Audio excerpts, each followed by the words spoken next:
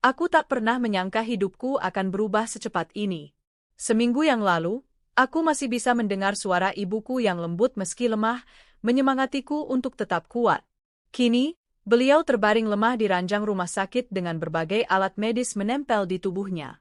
Suara mesin monitor jantung yang berbunyi teratur itu menjadi pengingat betapa berharganya setiap detik waktu yang tersisa. Aku duduk di kursi keras di samping ranjangnya, menggenggam tangan ibu erat-erat. Tangannya dingin, kurus, dan rapuh, seakan bisa patah jika aku menggenggamnya terlalu kencang. Air mataku jatuh, membasahi punggung tangannya yang penuh keriput. "Ibu, bertahanlah ya, Bu," bisikku pelan. Suaraku serak, nyaris tertelan oleh tangis yang kutahan. "Aku di sini, Bu. Aku nggak akan pergi." Matanya sedikit terbuka, menatapku samar. Senyumnya tipis, seakan berusaha menenangkan aku, padahal aku tahu dialah yang sedang berjuang melawan sakit. Hari-hari belakangan ini terasa begitu panjang. Aku hampir tak pernah pulang ke rumah, memilih tidur di bangku panjang ruang tunggu atau kadang hanya menutup mata sejenak di kursi samping ranjang ibu. Tubuhku lelah, mataku sembab, tapi aku tak peduli. Bagiku, selama ibu masih hidup, aku akan menjaganya, meski harus mengorbankan segalanya. Yang membuat hatiku semakin sesak adalah ketidakhadiran seseorang yang seharusnya paling dekat, paling mengerti, dan paling mendukungku. Suamiku, Arman. Sejak ibu masuk rumah sakit, aku sudah beberapa kali memohon pada Arman untuk menemaniku. Aku tidak butuh banyak, hanya butuh ia hadir sebentar, menggenggam tanganku, atau sekadar duduk di ruang tunggu. Tapi alasannya selalu sama, proyek besar di luar kota. "Sayang, aku benar-benar nggak bisa ninggalin pekerjaan. Proyek ini penting banget untuk masa depan kita," katanya suatu malam melalui telepon. Suaranya terdengar serius, seolah memang sibuk. Aku hanya bisa menarik napas panjang, menahan kecewa. "Aku ngerti, Men. Tapi ibu kritis. Setidaknya, pulanglah sebentar. Aku butuh kamu." Di ujung sana, hanya ada diam. Lalu ia menjawab singkat, "Aku janji kalau sudah selesai, aku akan pulang. Kamu sabar ya." Aku ingin percaya. Aku berusaha menelan bulat-bulat kata-katanya. Tapi hati kecilku gelisah. Bukankah suami seharusnya hadir di saat seperti ini? Bukankah tugas seorang suami adalah mendampingi, apalagi ketika istrinya sedang berada di ujung kekuatan? Namun aku mengalah. Demi ibu, aku tak mau memperbesar masalah. Sebenarnya, jauh sebelum ibu sakit, aku sudah mulai merasakan ada yang aneh dengan Arman. Ia sering pulang larut malam, kadang berhari-hari tak pulang dengan alasan perjalanan dinas. Ponselnya pun semakin sering dikunci, bahkan ia tak pernah lagi meninggalkannya begitu saja di meja. Aku pernah bertanya, tapi jawabannya selalu singkat, "Namanya juga kerja, sayang. Kamu jangan terlalu curiga. Aku capek kalau kamu terus nanya." Aku diam, mencoba percaya. Namun, ketenangan itu pecah ketika nomor tak dikenal mulai menghubungiku. Awalnya pesan singkat berisi sindiran. Lalu berlanjut dengan foto-foto Arman bersama seorang perempuan. Foto mereka tersenyum mesra di restoran, berpelukan di lobi hotel, bahkan foto mereka berdua di dalam kamar hotel. Saat pertama kali melihatnya, tanganku gemetar, jantungku seakan berhenti berdetak. Aku ingin marah, ingin mengamuk, tapi aku memilih diam. Aku tak ingin memikirkan hal itu saat ibu sedang berjuang hidup. Aku hanya bisa menyimpan semua bukti itu di ponselku, tanpa berani mengonfrontasi Arman. Dan malam itu, saat aku duduk di samping ranjang ibu, pesan baru kembali masuk. "Nomor yang sama. Lagi sibuk jagain emak kamu ya? Kasian, suami kamu malah sibuk sama aku. Tadi kita check-in di Hotel Bintang 5. Dia bilang enak banget punya aku. Mau aku kirim fotonya?" Tanganku bergetar. Air mataku mengalir deras tanpa bisa kutahan. Aku ingin berteriak, ingin membanting ponsel, tapi aku menoleh ke ibu yang masih bernafas berat di ranjang. Aku tak bisa egois. Aku tak boleh runtuh di depan ibu. Kupeluk ibu dengan hati yang hancur. "Bu, kenapa Arman tega sama aku?" tanyaku dalam hati. Hari-hari berikutnya, rumah sakit menjadi rumah keduaku. Setiap pagi aku membantu perawat membersihkan tubuh ibu, mengganti pakaian, menyuapinya bubur cair yang sering tak habis. Aku belajar memahami grafik monitor jantung, oksigen, hingga selang infus. Aku melihat pasien lain dijaga anak-anak mereka, bahkan ada yang bergantian dengan menantu atau cucu. Ada yang datang membawa bunga, ada yang datang sambil membawa makanan untuk si penjaga. Aku hanya sendirian. Kadang, teman-teman lama datang menjenguk, sekadar memberi semangat. Tapi tetap saja, ketika mereka pulang, aku kembali sendiri. Malam-malamku hanya ditemani suara mesin rumah sakit, langkah kaki perawat, dan kadang suara tangisan keluarga pasien lain. Aku menatap kursi kosong di sampingku. Membayangkan seandainya Arman duduk di sana, menggenggam tanganku, mungkin aku akan lebih kuat. Tapi kursi itu selalu kosong. Suatu sore, kondisi ibu semakin memburuk. Dokter mengatakan kami harus siap dengan segala kemungkinan. Hatiku mencelos, tubuhku lemas. Aku langsung menelepon Arman. Men, ibu kritis. Dokter bilang kita harus siap. Tolong, pulanglah sekarang. Aku nggak sanggup sendirian. Suaraku bergetar, hampir menangis. Di ujung sana, ada keheningan. Lalu Arman menjawab, aku lagi di luar kota banget, sayang. Aku benar-benar nggak bisa balik sekarang. Aku lagi rapat sama klien besar. Kamu sabar ya, aku yakin ibu kamu kuat. Aku menggigit bibir, menahan tangis. Arman, ini ibu. Ibu yang selalu anggap kamu anak sendiri. Kamu nggak bisa datang? Namun jawabannya tetap sama, alasan proyek, alasan kerja. Teleponku tutup dengan tangan gemetar. Aku menangis terseduh di lorong rumah sakit. Orang-orang menatapku iba, tapi tak ada yang bisa menghapus luka di hatiku. Aku hanya bisa berdoa, semoga ibu tetap diberi kekuatan. Malam itu aku duduk sendirian di musola rumah sakit, berdoa dengan air mata yang tak berhenti mengalir. Aku berusaha pasrah pada Tuhan, tapi dalam hatiku ada badai besar. Kecewa pada Arman, sakit hati pada pengkhianatan, dan rasa bersalah karena tak bisa sepenuhnya fokus pada ibu. Ya Allah, kalau memang waktunya, tolong mudahkan jalan ibu. Jangan biarkan beliau menderita terlalu lama. Dan kuatkan aku menghadapi semua ini, doaku lirih. Aku pulang ke ruang ICU, menatap ibu yang semakin lemah. Aku menggenggam tangannya, menempelkan pipiku di punggung tangannya yang dingin. Bu, maaf ya kalau aku belum bisa bikin ibu bangga. Maaf kalau aku belum bisa kasih yang terbaik. Tapi aku janji, Bu, aku akan kuat, aku akan jaga semua yang ibu tinggalkan. Termasuk perusahaan ini, Bu. Dalam hati kecilku, aku tahu badai besar akan segera datang. Arman, lelaki yang kucintai, sedang menyimpan rahasia besar. Aku bisa merasakannya. Namun untuk malam itu, aku memilih mengesampingkan semuanya. Fokusku hanya satu, ibuku. Hari-hari di rumah sakit semakin terasa panjang. Waktu seolah berjalan lambat, menit demi menit seakan enggan bergulir. Tubuhku semakin letih, tapi aku memaksa diri tetap kuat. Bagiku, setiap detik sangat berharga karena aku ingin ada di sisi ibu, mendampingi beliau melawan sakit yang terus menggerogoti. Namun di balik semua kelelahan itu, ada luka lain yang tak kalah perih. Teror dari perempuan itu. Pelakor yang seakan tak punya hati, menyerangku tanpa henti di saat aku sedang rapuh.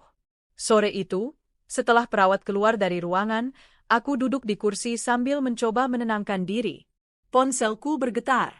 Nomor yang sudah sangat kukenal, nomor tak dikenal yang sering mengirim pesan menyakitkan. Dengan jantung berdebar, kubuka pesan itu. Capek nggak jagain emak kamu? Suami kamu sekarang lagi pijetin aku di spa. Dia bilang aku jauh lebih ngerti kebutuhan dia dibanding kamu. Nih, aku kasih lihat fotonya. Tak lama, sebuah foto masuk. Di sana, jelas terlihat Arman sedang duduk santai, memakai jubah putih hotel, sementara seorang perempuan dengan wajah penuh senyum manja menempel di sampingnya. Kepalaku langsung pusing. Nafasku tercekat. Tanganku bergetar sampai hampir menjatuhkan ponsel. Aku menatap ibu yang terbaring lemah dengan oksigen menempel di hidungnya. Air mataku langsung jatuh. Bagaimana bisa Arman, laki-laki yang berjanji akan mendampingiku dalam suka duka, Tega bersenang-senang dengan perempuan lain saat aku berjaga di samping ranjang ibuku yang sedang kritis? Aku menutup mulutku dengan tangan, menahan isak. Rasanya dadaku sesak sekali.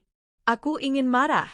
Aku ingin menelpon Arman saat itu juga dan berteriak menanyakan kebenaran semua ini. Aku ingin menuntut penjelasan, apakah cintanya padaku sudah mati? Apakah semua janji pernikahan hanya omong kosong? Namun saat aku menoleh ke arah ibu, aku kembali diam. Ibu butuhku. Ibu tak boleh tahu aku sedang hancur. Akhirnya aku hanya menyimpan semua pesan itu, menumpuknya dalam folder rahasia di ponselku. Aku tidak membalas, tidak mengonfrontasi, hanya menangis diam-diam setiap kali foto atau pesan baru masuk. Mungkin bagi pelakor itu, melihatku hancur adalah kepuasan tersendiri. Ia tahu waktu yang ia pilih selalu tepat, ketika aku sedang rapuh. Beberapa hari kemudian, pesan baru masuk lagi. Kali ini berupa screenshot percakapan antara Arman dan perempuan itu. Isi chat itu membuat hatiku seakan disayat. Arman, aku kangen banget. Rasanya nggak betah kalau sehari aja nggak ketemu kamu. Perempuan, aku juga, sayang. Kamu jangan lama-lama sama istrimu. Aku takut kamu balik beneran sama dia. Arman, tenang aja, aku cuma nikah sama dia karena kewajiban.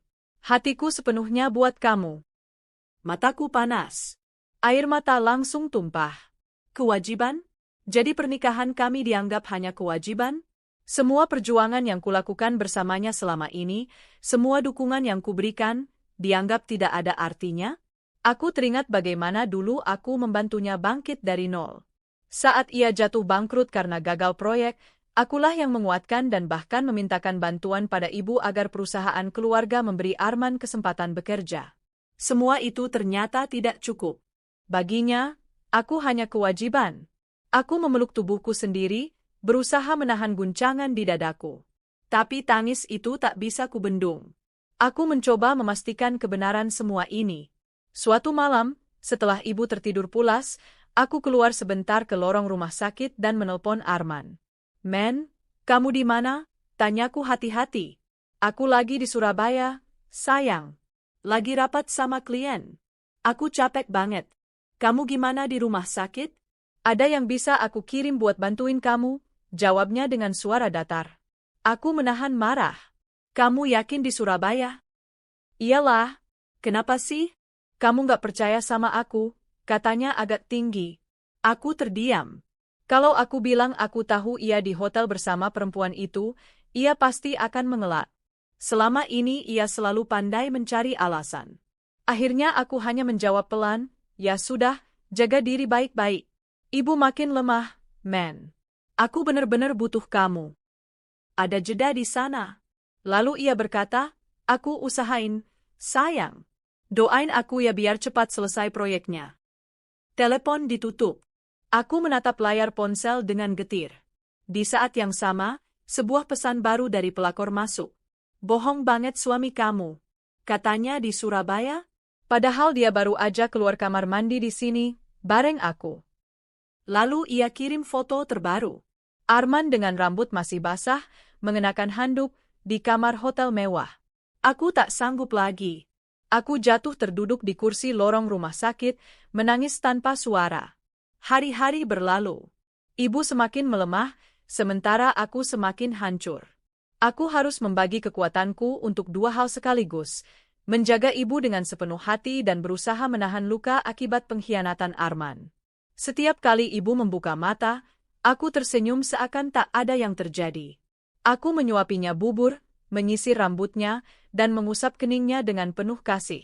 Tapi ketika ibu tertidur, aku sering sembunyi di kamar mandi rumah sakit, menangis sejadi-jadinya. Tubuhku gemetar, kepalaku sakit, dadaku sesak. Aku merasa sendirian menghadapi semuanya. Pelakor itu seakan menikmati penderitaanku. Setiap kali aku mulai tenang, ia kembali mengirim sesuatu. Kadang foto mereka berdua di restoran mewah, kadang video Arman sedang menggandeng tangannya di mall. Puncaknya adalah ketika ia mengirim foto mereka check-in di sebuah hotel bintang 5 di Bali. Suami kamu lagi bahagia banget sama aku. Dia bilang sebentar lagi mau ninggalin kamu. Jadi jangan terlalu berharap ya. Kamu jagain emak kamu aja sana, biar aku jagain suami kamu. Aku menggenggam ponsel erat-erat, ingin membantingnya, tapi ku tahan. Aku tak ingin orang lain curiga di rumah sakit. Mataku merah, wajahku pucat. Aku tahu aku hancur. Tapi aku juga tahu, aku tidak boleh kalah. Hari demi hari, rasa sakit itu berubah menjadi dingin. Aku mulai tidak lagi membalas pesan pelakor itu, tidak lagi menangis setiap kali ia mengirim bukti baru. Aku hanya menyimpan semuanya. Aku sadar, aku tidak boleh habis karena luka ini. Aku harus tetap berdiri. Aku berkata pada diriku sendiri, biarlah dia tertawa sekarang. Akan ada waktunya aku membalas, dengan cara yang tidak pernah mereka bayangkan.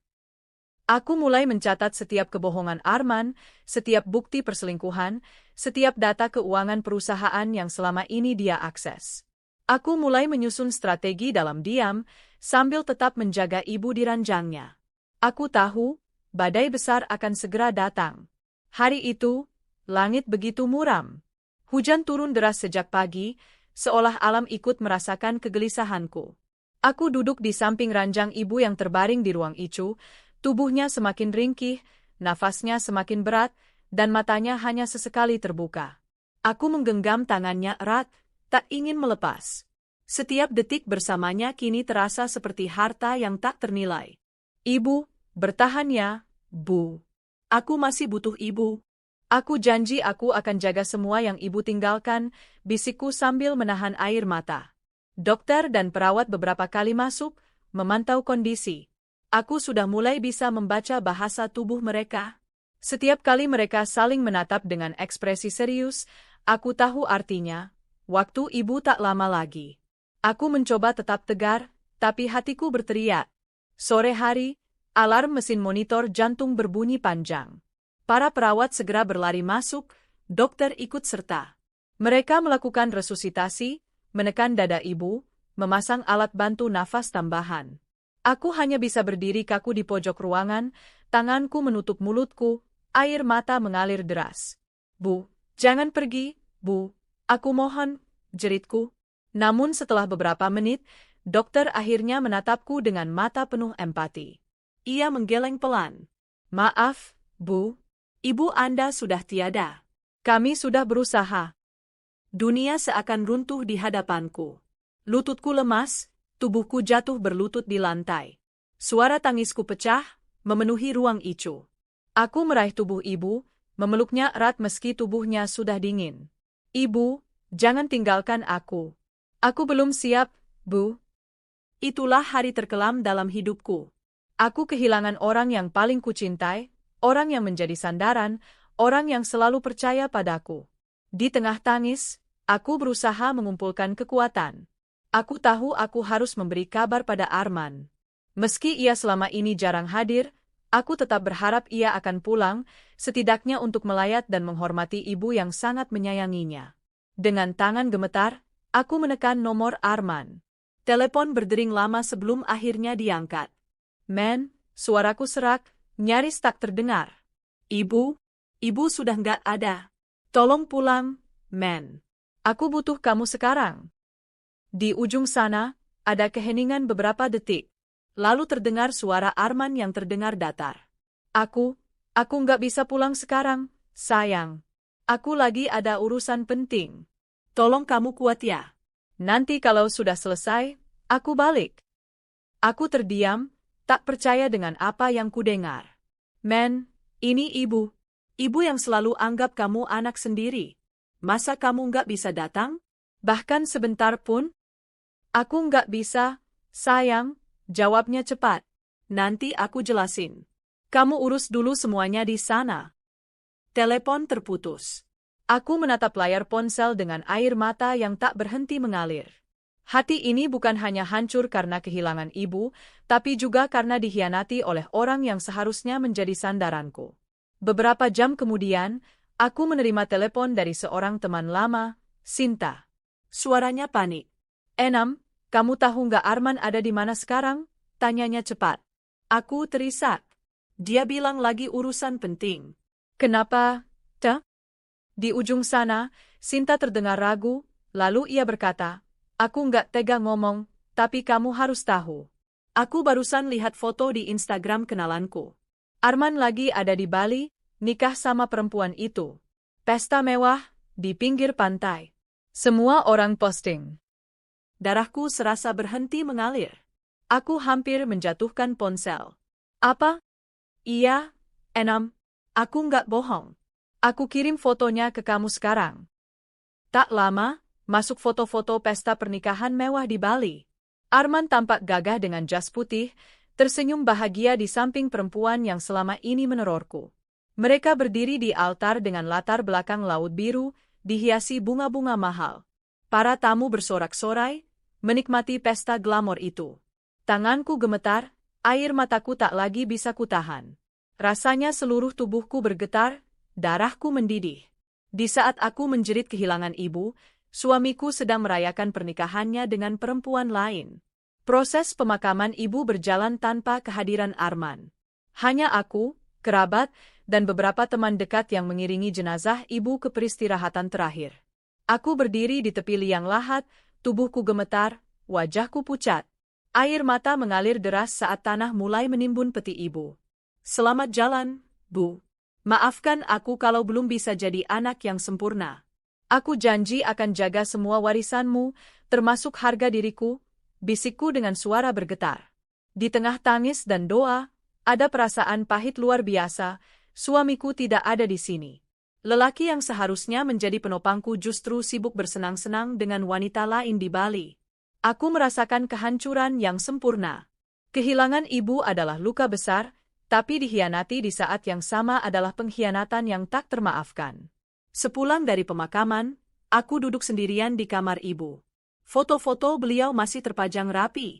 Aroma khasnya masih melekat di setiap sudut. Aku memeluk bantal ibu, menangis sejadi-jadinya. Namun di balik tangis itu, ada bara amarah yang perlahan menyala. Arman, kamu tega sekali. Di saat aku hancur, kamu malah berpesta. Kamu pikir aku lemah? Kamu salah besar. Aku akan tunjukkan siapa yang sebenarnya lebih kuat. Aku menatap ke arah lemari berkas, tempat ibu menyimpan semua dokumen perusahaan. Perusahaan itu adalah warisan terbesar ibu. Selama ini Arman sering mengakses keuangannya dengan dalih mengurus proyek. Tapi sekarang, aku yang akan mengambil alih. Aku bersumpah dalam hati, pengkhianatan ini tidak akan kubiarkan begitu saja. Malam itu, aku kembali membuka foto-foto pesta pernikahan Arman dan perempuan itu. Semua terlihat glamor, gaun mewah, tamu berpakaian elegan, meja penuh hidangan mahal, kembang api menghiasi langit malam Bali. Namun semakin kulihat, semakin aku merasa jijik. Semua kemewahan itu berasal dari uang perusahaan keluarga ibuku. Uang yang seharusnya digunakan untuk operasional, untuk karyawan, untuk keberlangsungan bisnis. Aku mengepalkan tangan. Kalian bisa tertawa hari ini, tapi aku janji, kalian akan menyesal. Aku akan cabut semua akses kalian. Aku akan biarkan kalian hancur di atas panggung yang kalian bangun sendiri. Beberapa hari setelah pemakaman, aku mulai mengasingkan diri. Aku tak banyak bicara dengan siapapun. Aku hanya mengurus perusahaan, membaca semua dokumen, mempelajari laporan keuangan, dan menelusuri jejak transaksi Arman. Setiap malam aku menangis karena rindu pada ibu, tapi di pagi hari aku berdiri dengan kepala tegak. Aku harus kuat, bukan hanya untuk diriku, tapi juga untuk membuktikan bahwa aku tidak bisa diinjak-injak. Arman tidak pernah menelpon lagi setelah kabar kematian ibu. Ia seolah tenggelam dalam kebahagiaannya sendiri. Tapi aku tahu, waktunya akan tiba ketika ia harus kembali padaku, bukan karena cinta, tapi karena uang. Dan saat itu datang, aku akan siap. Sepekan setelah pemakaman ibu, rumah terasa sangat sepi. Setiap sudut ruangan menyimpan kenangan tentang beliau. Aroma minyak kayu putih yang biasa dipakainya, kursi goyang di teras tempat ia duduk sore-sore, hingga foto besar yang masih terpajang di ruang tamu. Aku sering terduduk lama di kamar ibu, menangis diam-diam. Tapi aku sadar, aku tak bisa terus larut dalam kesedihan. Ibu pasti ingin aku kuat, terutama menghadapi badai besar yang sedang menantiku. Dan badai itu bernama Arman. Setelah beberapa hari hanya menangis, aku bangkit dengan tekad baru. Aku membuka lemari berkas ibu, membaca setiap dokumen perusahaan, laporan keuangan, catatan transaksi, dan kontrak kerjasama. Aku menemukan banyak kejanggalan. Ada pengeluaran besar atas nama proyek, tapi laporan hasilnya tidak jelas. Ada transaksi ke rekening pribadi Arman dengan alasan biaya operasional. Mataku panas, dadaku sesak. Jadi benar, selama ini Arman memakai uang perusahaan ibuku untuk membiayai hidup mewahnya. Bahkan, mungkin untuk membiayai pesta pernikahannya dengan pelakor itu. Aku mengepalkan tangan. Cukup. Saat itu juga aku memutuskan untuk bertindak. Dengan bantuan tim keuangan perusahaan yang sudah lama bekerja untuk ibu, aku segera melakukan perubahan besar. Semua rekening perusahaan langsung aku ganti aksesnya. ATM yang selama ini dipegang Arman kublokir. Hak tanda tangan kuasa yang dulu diberikan ibu pada Arman, kutarik kembali. Semua dokumen resmi kini harus melalui aku. Akses keuangan online segera kuhentikan. Semua password kuganti. Aku memanggil notaris untuk memperbarui akta perusahaan, memastikan aku satu-satunya penanggung jawab resmi.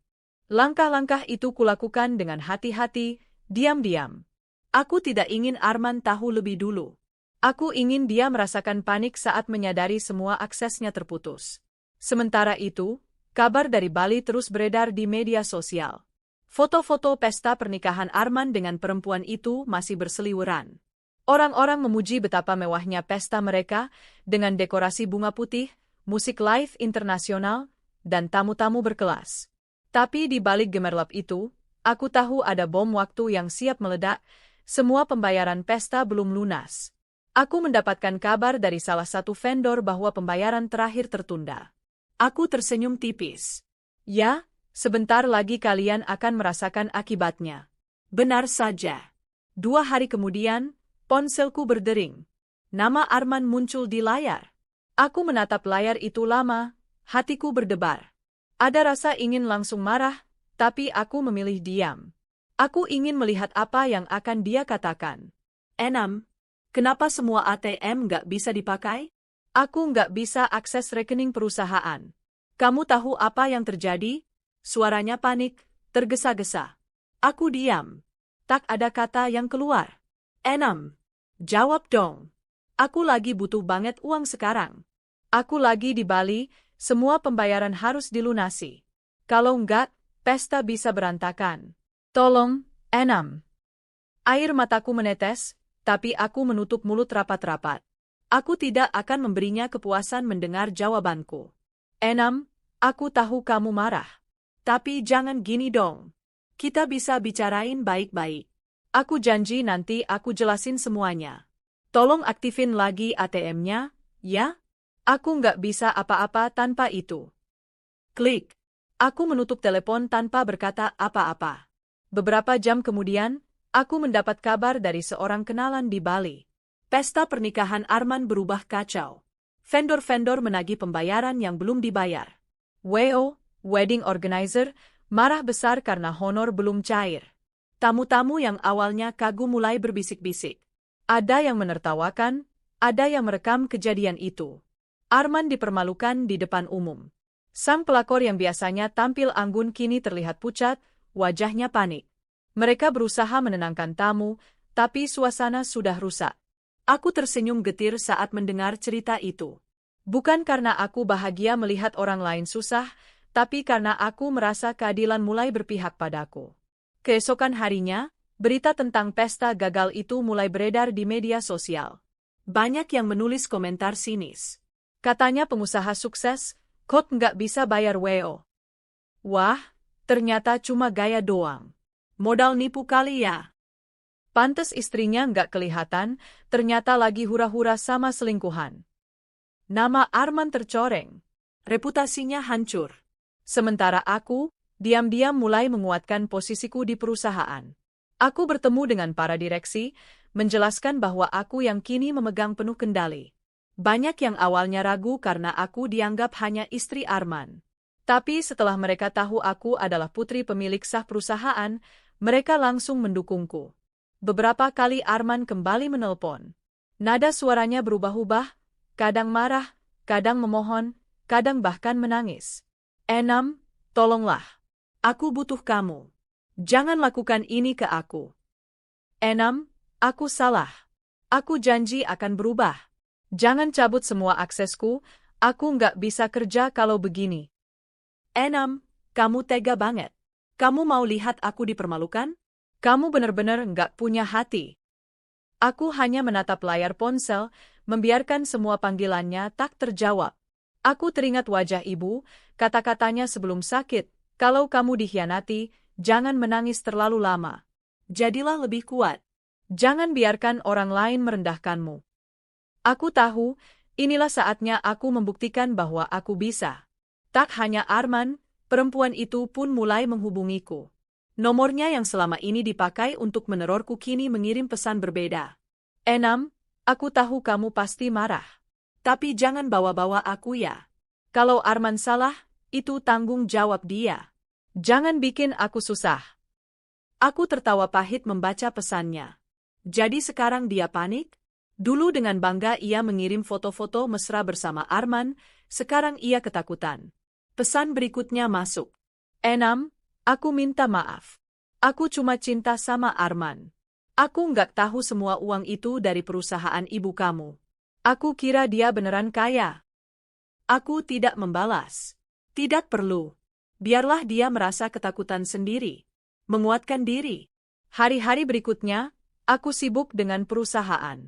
Aku belajar banyak, membaca setiap laporan, berdiskusi dengan manajer senior, dan mengambil keputusan-keputusan penting. Aku mulai percaya diri. Ternyata aku bisa. Selama ini aku hanya menjadi bayangan Arman, membiarkannya mengurus perusahaan, padahal ia hanya memanfaatkan nama besar keluarga ibuku. Kini aku berdiri di depan.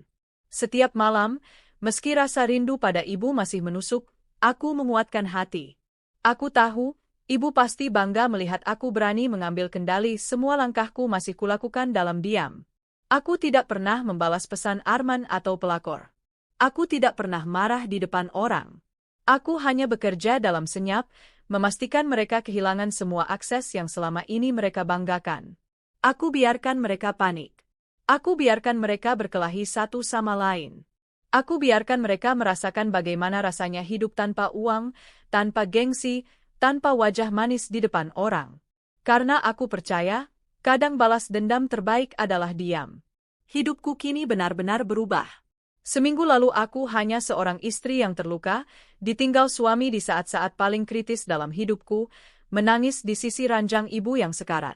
Tapi sekarang, aku berdiri di ruang rapat perusahaan besar, memimpin jalannya diskusi penting dengan para direksi. Aku bisa merasakan sorot mata mereka, ada yang masih meragukan, tapi kebanyakan kini menaruh hormat. Bukan karena aku anak pemilik perusahaan, melainkan karena aku menunjukkan ketegasan yang tak pernah kulihat pada diriku sendiri sebelumnya. Dan di balik semua itu, aku tahu satu hal, topeng Arman sebentar lagi akan runtuh. Telepon Arman semakin sering masuk. Kadang sehari bisa 5 kali, bahkan lebih. Suaranya terdengar semakin terdesak. 6. Kamu nggak ngerti situasinya. Aku dikejar-kejar WO, vendor-vendor nuntut pembayaran. Aku dipermalukan di depan semua orang. Kamu tega banget sama aku. Aku hanya menatap layar ponsel yang berkedip tanpa menjawab.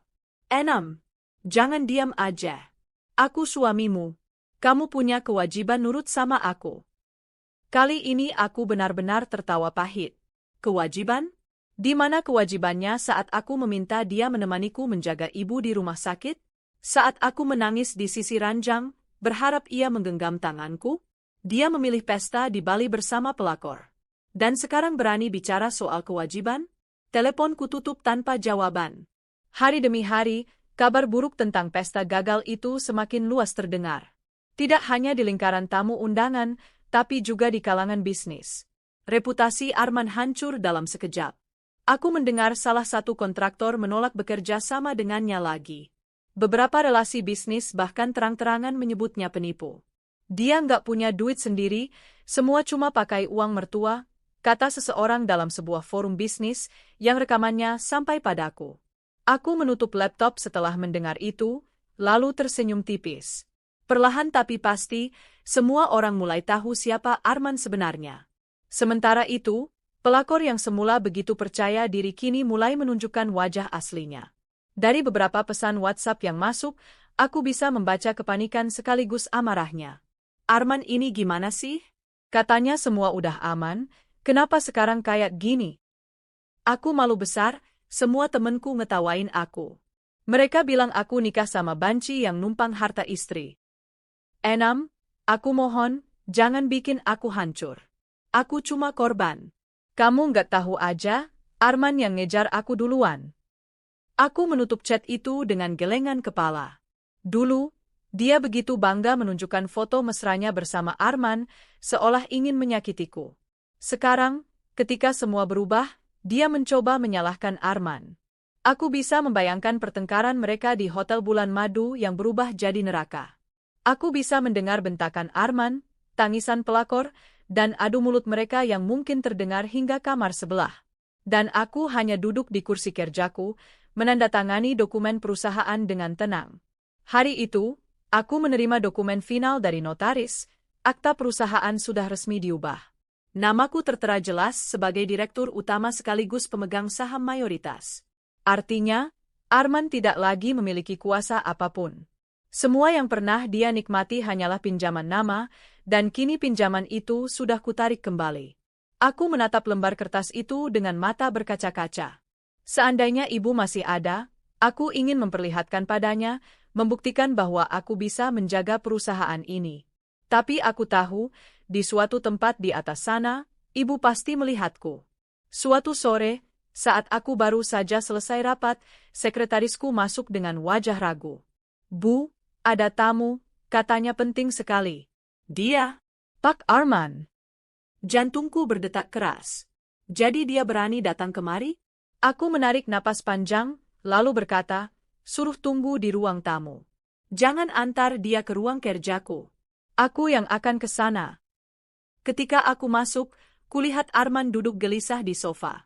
Rambutnya berantakan, wajahnya pucat, dan matanya merah seolah kurang tidur. Bukan lagi pria percaya diri yang dulu selalu tampil necis. "Enam," suaranya serak, penuh rasa putus asa.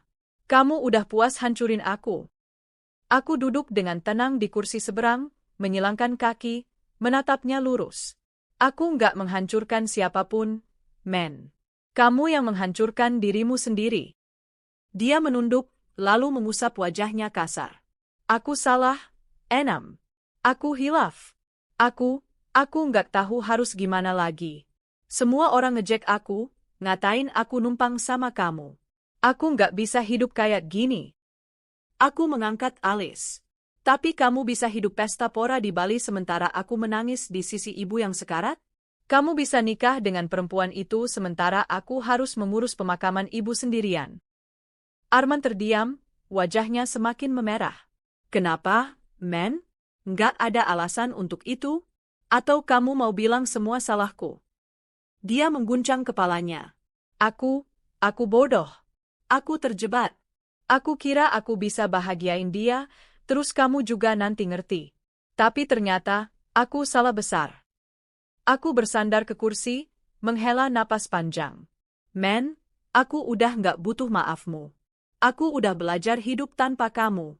Dan ternyata, aku lebih kuat dari yang aku kira."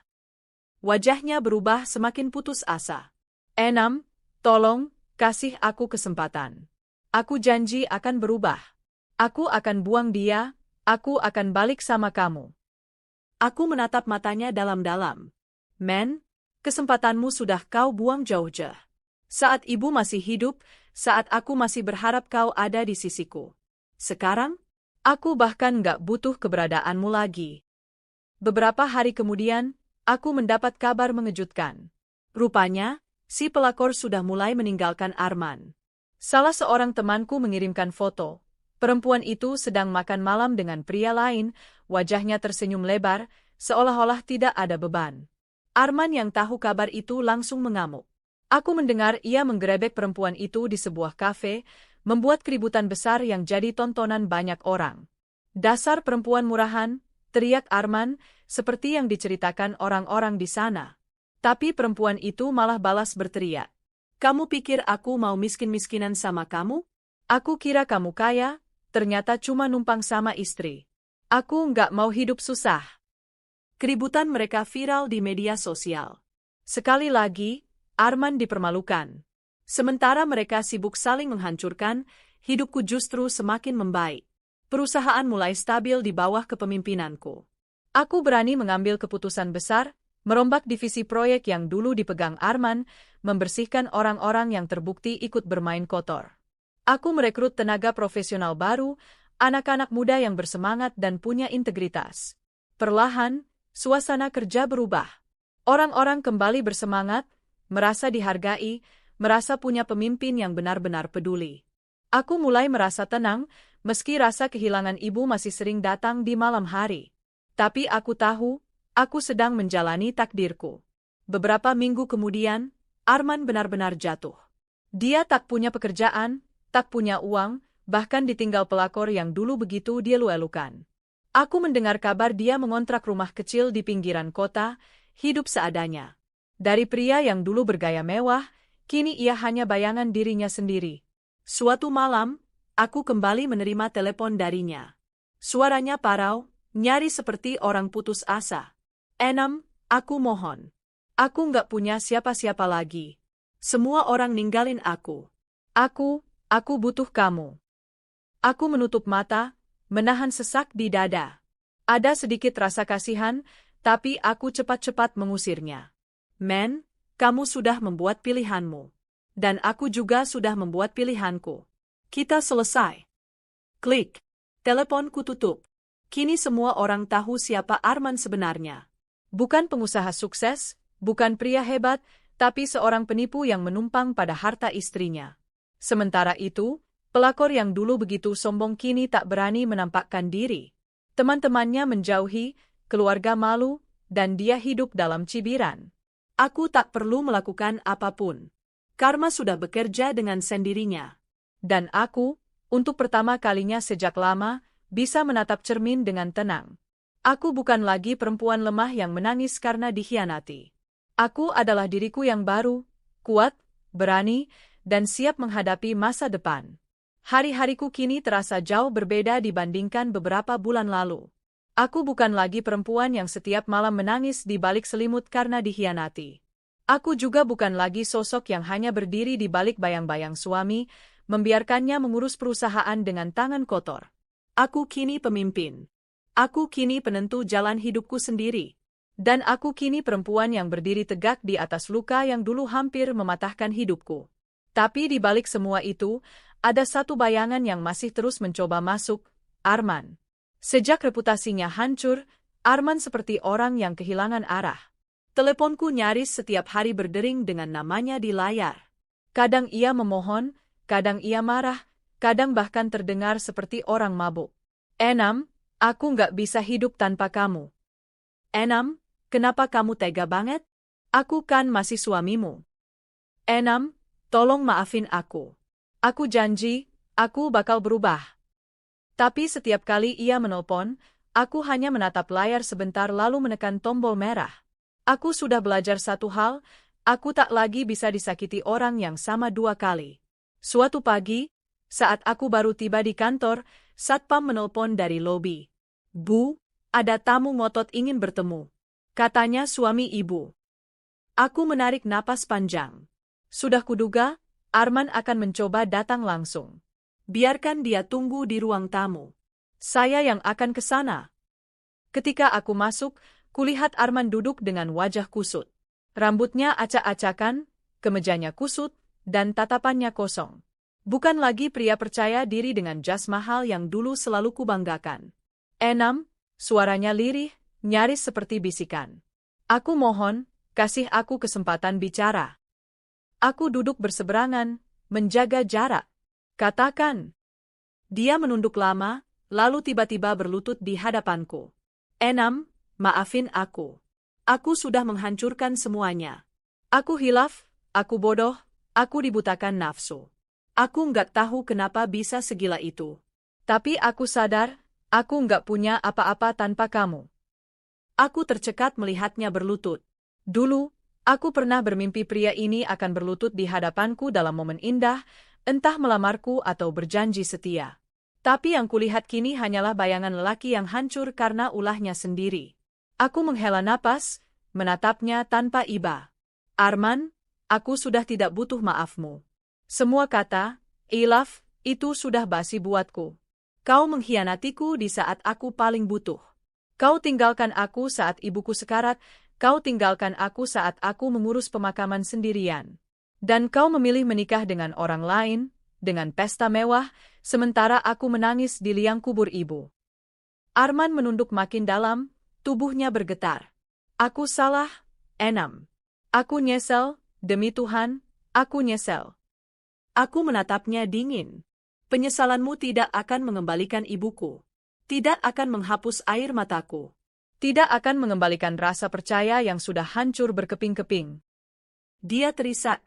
Aku rela kamu hukum aku gimana pun. Asal jangan tinggalkan aku. Aku berdiri, menatapnya dari atas. Aku sudah meninggalkanmu sejak hari kau memilih perempuan itu di Bali. Aku tidak menyesal, karena ternyata aku lebih baik tanpamu. Tak lama setelah Arman berlutut di hadapanku, kabar tentang pelakor itu semakin ramai terdengar. Rupanya, ia benar-benar ditinggalkan oleh semua temannya. Ada video yang viral, perempuan itu diusir dari sebuah butik karena dulu ia sering berhutang dengan alasan, nanti suami baruku yang bayar. Kini, setelah tahu siapa sebenarnya Arman, butik itu menagih hutang-hutang lama. Wajahnya terekam jelas, penuh amarah bercampur malu. Kenapa semua orang menjauhiku? Teriaknya dalam video itu. Aku menatap video itu dengan tenang. Dalam hatiku, aku berkata, itulah harga dari kesombonganmu. Suatu hari, aku dipanggil menghadiri sidang mediasi terkait perusahaan. Beberapa vendor melaporkan Arman secara hukum karena penipuan dalam kontrak kerjasama. Aku hadir sebagai saksi sekaligus pemilik sah perusahaan. Ketika aku masuk ruang sidang, kulihat Arman duduk di kursi tergugat dengan wajah lesu. Tatapannya kosong, seperti kehilangan harapan. Hakim bertanya, apakah benar saudara Arman menggunakan dana perusahaan tanpa izin sah pemiliknya? Arman menunduk, suaranya nyaris tak terdengar. Benar, Yang Mulia. Aku menatapnya tanpa emosi. Semua orang di ruangan itu bisa melihat siapa dia sebenarnya. Topengnya sudah benar-benar runtuh. Beberapa minggu kemudian, Arman kembali mendatangiku. Kali ini bukan di kantor, melainkan di rumah lama kami. Ia menunggu di depan gerbang, wajahnya lusuh. Ketika aku turun dari mobil, dia langsung menghampiri. Enam, tolong, izinkan aku kembali ke rumah ini. Aku nggak punya tempat tinggal lagi. Aku janji, aku bakal nurut apapun kata kamu. Aku nggak mau pisah dari kamu. Aku menatap rumah itu. Begitu banyak kenangan, ada tawa, ada air mata, ada cinta yang dulu kupikir abadi. Tapi semua itu sudah terkubur bersama pengkhianatan. Men, kataku pelan tapi tegas. Rumah ini bukan lagi rumahmu. Pergilah. Aku ingin hidup tenang tanpa bayanganmu. Dia menangis, berlutut di depan gerbang. Enam, aku mohon. Aku nggak punya siapa-siapa lagi. Aku melangkah masuk tanpa menoleh lagi. Biarlah tetangga melihatnya menangis di depan rumah. Biarlah dunia tahu, lelaki yang dulu sombong itu kini tidak punya apa-apa. Aku yang makin kuat. Setiap kali Arman mencoba masuk lagi dalam hidupku, aku semakin yakin dengan pilihanku. Aku tidak butuh orang yang hanya hadir ketika hidup indah, tapi menghilang ketika aku terluka. Aku lebih memilih sendiri tapi damai, daripada bersama seseorang yang hanya menambah luka. Dan nyatanya, hidupku justru semakin baik tanpa dia. Perusahaan semakin berkembang. Kepercayaan para mitra kembali pulih. Karyawan merasa lebih dihargai. Dan aku, untuk pertama kalinya, merasa benar-benar menemukan diriku sendiri. Malam itu, saat aku baru selesai rapat dengan tim, ponselku kembali berdering. Kali ini aku menjawab, entah kenapa. Enam, suara Arman terdengar parau. Aku cuma mau bilang satu hal terakhir. Aku nyesel seumur hidup. Aku tahu aku nggak layak lagi di sisimu. Tapi tolong, jangan benci aku seumur hidupmu. Kalau aku bisa balik waktu, aku bakal tetap di sampingmu, jaga ibumu sampai akhir. Air mataku menetes. Untuk pertama kalinya, Aku mendengar suara penyesalan yang tulus dari dia. Tapi semua sudah terlambat. Men, kataku pelan, aku tidak membencimu. Aku hanya tidak butuhmu lagi. Hening sejenak, lalu telepon terputus. Aku menutup mata, mengusap air mata di pipi, lalu menatap langit malam. Ibu, aku sudah kuat sekarang. Aku tidak akan jatuh lagi. Kabar terakhir yang kudengar, Arman benar-benar jatuh miskin. Tak ada lagi yang mau bekerja sama dengannya. Tak ada teman, tak ada keluarga yang peduli. Dia hidup dalam keterasingan, hanya bayangan dari dirinya yang dulu. Pelakor yang dulu menyombongkan diri kini juga hidup dalam kehinaan. Semua orang menjauhi, semua pintu tertutup baginya. Mereka berdua kini hanya memiliki satu sama lain, tapi bahkan itu pun penuh kebencian dan pertengkaran. Dan aku melanjutkan hidupku. Dengan luka yang telah sembuh menjadi bekas, dengan hati yang lebih kuat, dan dengan keyakinan bahwa pengkhianatan mereka adalah batu loncatan untuk menjadikanku perempuan yang lebih tangguh. Hari-hari terus berjalan. Bulan demi bulan berlalu sejak aku memutuskan untuk menutup seluruh akses Arman dari perusahaan dan kehidupanku. Semuanya kini terasa berbeda. Aku menjalani hidup bukan lagi sebagai seorang istri yang tersakiti, melainkan sebagai perempuan mandiri yang berdiri di atas kakinya sendiri. Aku sering merenung. Bagaimana dulu aku bisa begitu lemah, bergantung pada seseorang yang ternyata hanya memakai topeng? Aku rela dibohongi, rela mengalah, bahkan rela sakit hati hanya karena ingin mempertahankan pernikahan yang sebenarnya sudah lama mati. Tapi sekarang, aku tahu, aku jauh lebih berharga daripada sekadar menjadi bayangan suami. Setiap pagi aku datang ke kantor dengan semangat baru. Para karyawan menyapaku dengan penuh hormat. Mereka yang dulu hanya melihatku sebagai istri bos, kini benar-benar menaruh kepercayaan. Di bawah kepemimpinanku, perusahaan mulai bangkit. Aku menandatangani beberapa kontrak besar, memperbaiki sistem keuangan, dan menyingkirkan orang-orang yang dulu terlibat dalam permainan kotor Arman. Aku bahkan meluncurkan proyek sosial atas nama perusahaan, membangun beasiswa atas nama ibu. Aku ingin nama ibu selalu dikenang, bukan karena perusahaan pernah tercoreng ulah Arman, tapi karena perusahaan ini membawa kebaikan bagi banyak orang. Setiap kali aku menandatangani beasiswa itu, mataku berkaca-kaca. Ibu, lihatlah, aku melakukan semua ini untukmu. Di luar perusahaan, aku juga mulai menikmati hidupku sendiri. Aku belajar hal-hal baru, mengikuti kelas memasak, bahkan ikut komunitas membaca. Hidupku tak lagi dipenuhi oleh drama rumah tangga atau rasa curiga akan pengkhianatan. Aku belajar mencintai diriku sendiri. Aku membeli bunga segar setiap minggu untuk rumahku. Aku menata kamar ibu sebagai ruang doa kecil, tempat aku bisa berbicara dengan beliau kapan saja aku rindu. Aku mulai merasa damai. Sementara itu, kabar tentang Arman semakin buruk. Orang-orang membicarakan bahwa ia sering terlihat mabuk di warung kecil, berhutang sana-sini hanya untuk makan. Ada yang bilang ia tidur di rumah kontrakan sempit, ada juga yang menyebut ia sering bertengkar dengan pelakor yang dulu dibanggakannya. Bahkan, ada gosip bahwa pelakor itu akhirnya meninggalkannya juga. Tak tahan hidup miskin, ia kabur bersama pria lain yang dianggap lebih mapan. Aku mendengar kabar itu dengan perasaan datar. Bukan bahagia, bukan pula iba.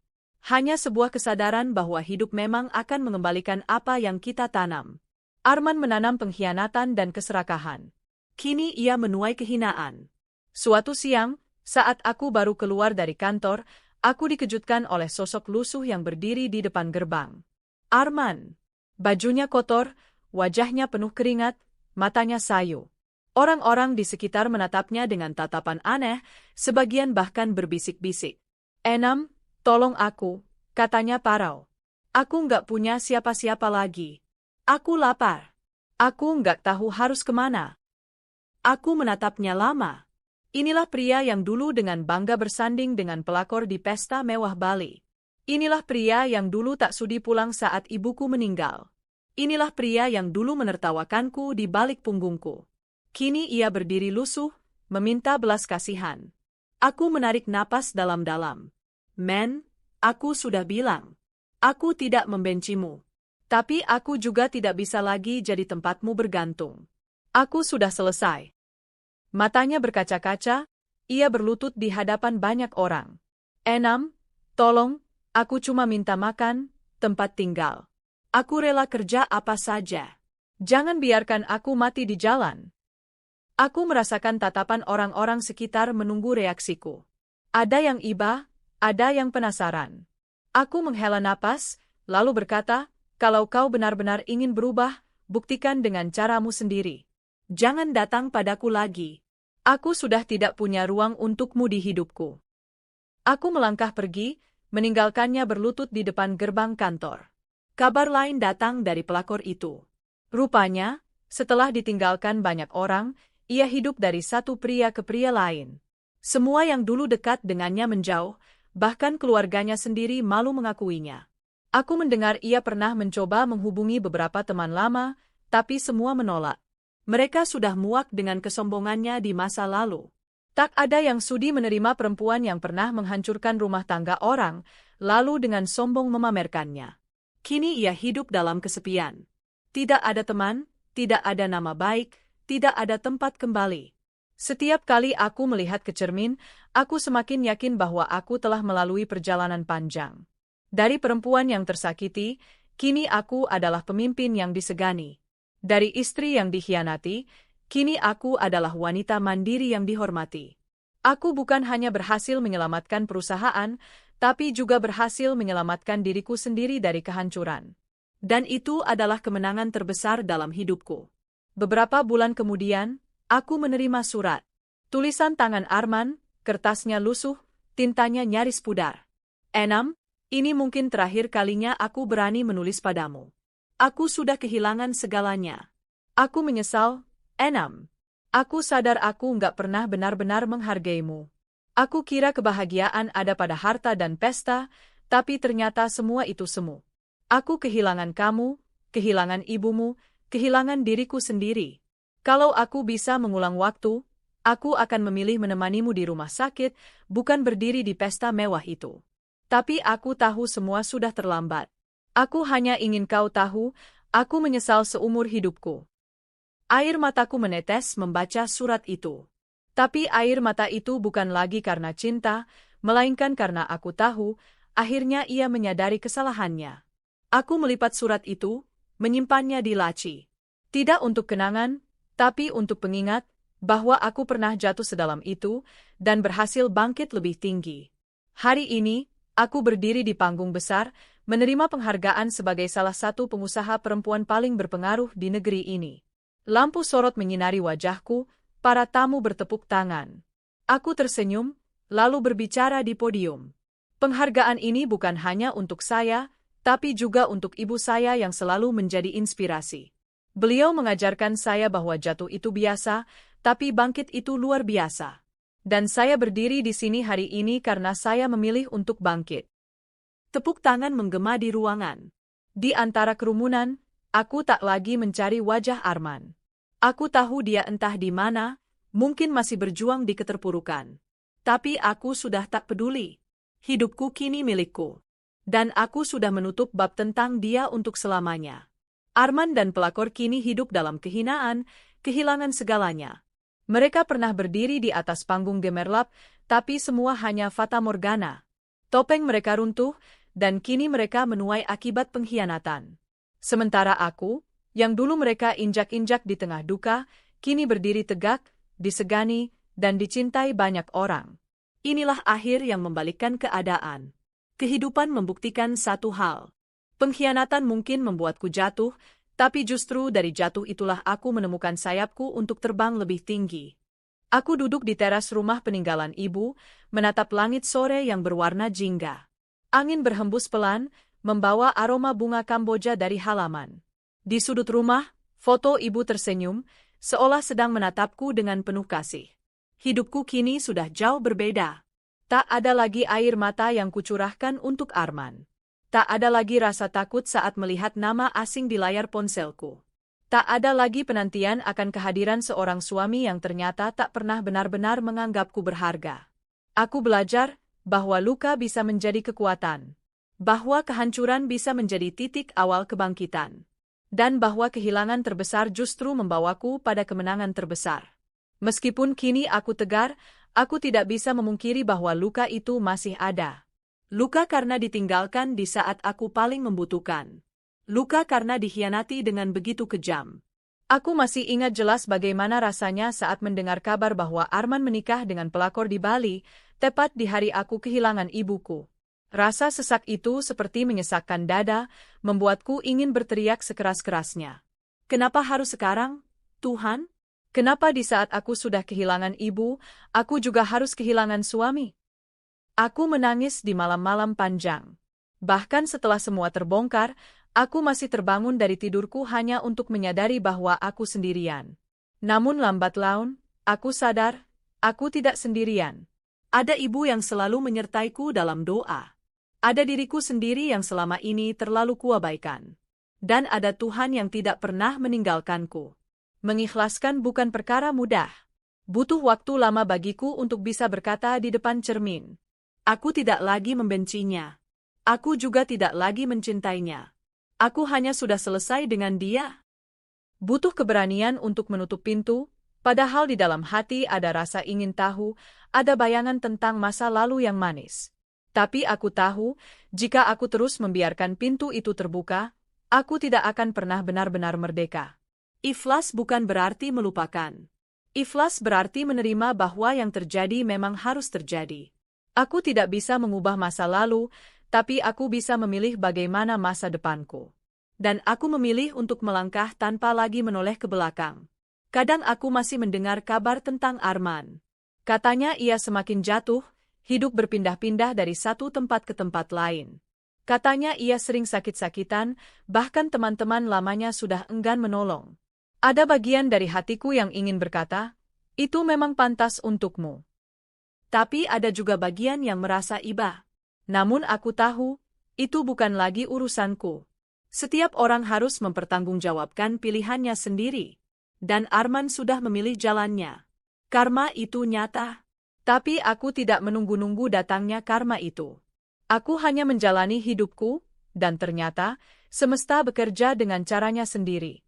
Pelakor itu, perempuan yang dulu dengan angkuhnya mengirim pesan-pesan mesra, yang sengaja mengoyak hatiku dengan foto-fotonya bersama suamiku, kini hidup dalam kesepian.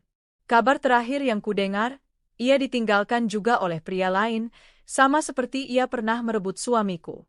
Ia mencoba mendekati teman-teman lamanya, tapi tidak ada yang mau menerima. Nama baiknya sudah hancur. Aku tidak membencinya lagi. Aku malah merasa kasihan. Kasihan karena hidupnya kosong, kasihan karena ia tidak pernah belajar bahwa kebahagiaan sejati tidak bisa dibangun di atas penderitaan orang lain. Aku berharap suatu hari ia juga sadar, meski entah kapan. Kalau dulu aku hanya dikenal sebagai istri Arman, kini orang mengenalku sebagai pemimpin perusahaan. Kalau dulu aku hanya hidup di bawah bayang-bayang suami, kini aku hidup dengan cahayaku sendiri. Aku membuktikan pada dunia, dan terutama pada diriku sendiri, bahwa aku mampu. Aku bisa memimpin perusahaan, membuat keputusan besar, dan tetap menjaga hati nuraniku. Aku belajar bahwa menjadi perempuan tidak berarti harus selalu berada di belakang.